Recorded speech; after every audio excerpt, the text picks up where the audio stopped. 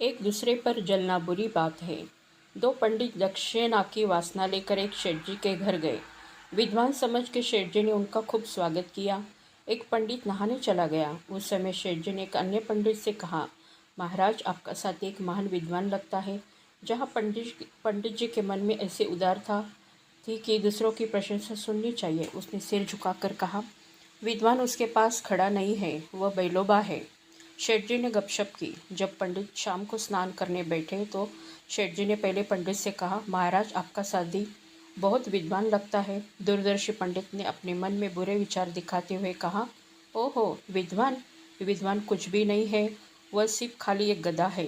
भोजन के समय वे एक के आगे घास और दूसरे के सामने चूरा लगाते हैं। यह देखकर पंडित जी क्रोधित हो गए और बोले, शेठ जी, हमारा ऐसा अपमान, ऐसी क्रूरता।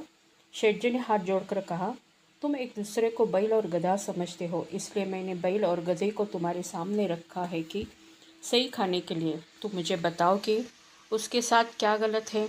मुझे लगा कि तुम विद्वान हो, लेकिन असली कहानी अपनी खुद बताई। शेठ जी की बातें सुनकर पंडित जी शर्मिंदा हो गए और उन्हें बहुत खेद हुआ। जो अपने साथी को नहीं दे सकता, वह बड़ा कैसे हो सकता है। अपनी खुद की महानता दिखाने के लिए अपने साथी का मान बढ़ाना बहुत ज़रूरी है। देखने वाले की भी हालत उनके जैसी ही थी। सीख, कभी भी एक दूसरे से नहीं जलना चाहिए। एक दूसरे पर जलना बुरी बात है। आशा करती हूँ कि आपको ये कहानी पसंद आई होगी। इस कहानी पर आपकी क्या राय है, कमेंट करके ज़रूर बताइए। कहानी पसंद आई हो तो लाइक और शेयर करिए।